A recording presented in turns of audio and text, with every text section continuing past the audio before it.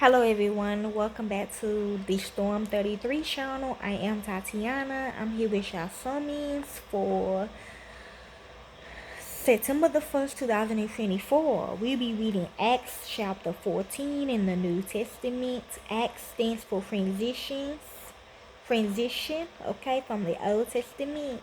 Okay, so this new, obviously, and this is titled, Now at Iconium they entered the new house, okay? And this is, I got this from listening to my dad mixtape, Mr. Illuminati. Okay, so let's begin. Y'all should know who these people are, and if I have to stop, I will. That's the new building, okay, basically. Okay. Before I begin, people want to know, well, why he's right there? Well, because he's the prayer tent. Okay, some of y'all was just praying too, and y'all was in. And y'all try to come and kill me and tell me to take care of my kids. Well, I'm going to take care of all three of mine.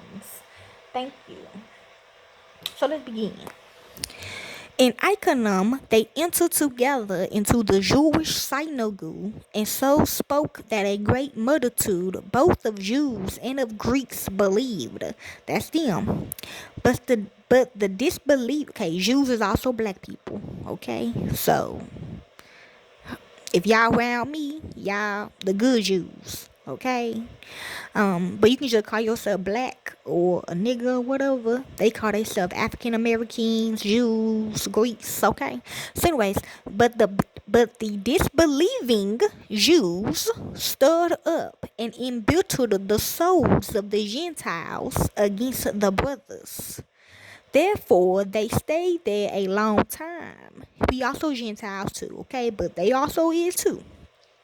Speaking boldly in the Lord, who testified to the word of his grace, granting signs and wonders to be done by their hands.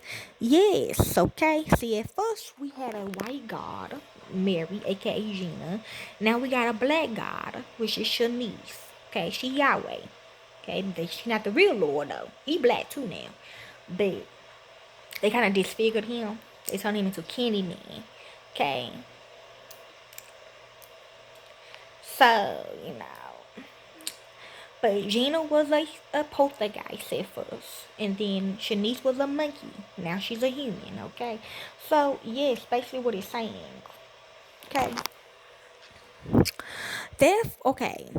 So yeah. But the multitude of the city was divided. Part sided with the Jews and part with the missionaries. When some of both the Gentiles and the Jews with their rulers made a violent attempt to mistreat and stone them, they became aware of it and fled to the cities of Lycaon, Lycia, Derbe, and the surrounding region. When I was studying, doing my definitions, Lycaonia and Lycia stands for lynching. There they preached the good news. Yes, lynching still exists.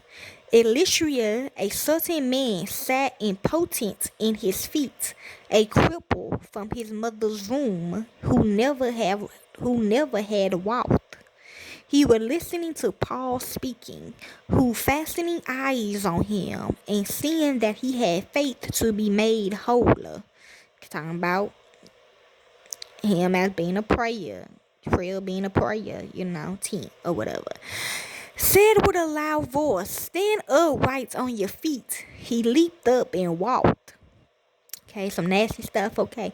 When the multitude saw what Paul had done, they lifted up their voice, saying in the language of Lycaonia, "The gods have come down to us in the likeness of men."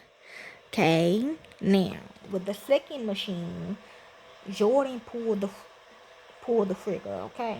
So he became the new Lord as well. But when you read this and they say Lords with an S, okay, they're talking about him. You just see Lord with no S on it, the real one, okay? They called Barnabas Jupiter and Paul Mercury because he was the chief speaker. The priests of Jupiter, whose temple was in front of their city, brought oxen and garlands to the gates, and would have made a sacrifice along with the multitudes. But when the missionaries Barnabas and Paul heard of it, they tore their clothes and sprang into the multitude, crying out, Men, why are you doing these things? We also are men of like passions with you, and bring you good news that you should turn from the vain things to the living God. Shanice, who made the sky, the earth, the sea, and all that is in them, who in the generations gone by allowed all the nations to walk in their own ways. Yet he didn't leave himself without witness, in that he did good and gave you rains from the sky and fruitful seasons, filling our hearts with food and gladness. Even saying these things, they hardly stopped the multitude from making a sacrifice to them.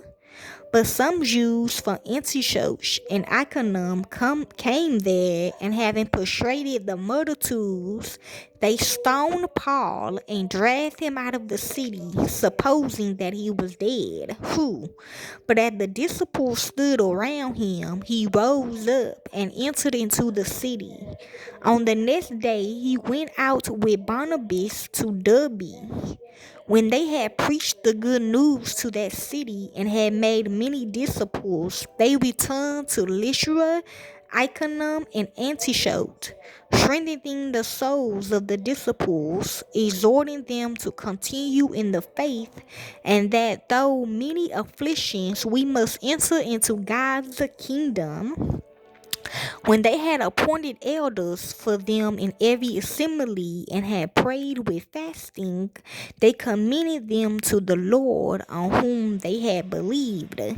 They passed through Pisidia and came to Pamphylia. Okay, some we go on Pamphylia, I don't know. When they had spoken the word in Perga, they went down to Attalia. From there they sailed to Antiochia, from where they had been committed to the grace of God for the work which they had fulfilled. When they had arrived and had gathered the assembly together, they reported all the things that God had done with them, and that he had opened a door of faith to the nations. So they do say that. They stayed there with the disciples for a long time. And that's Acts chapter 14 in the New Testament. Enjoy.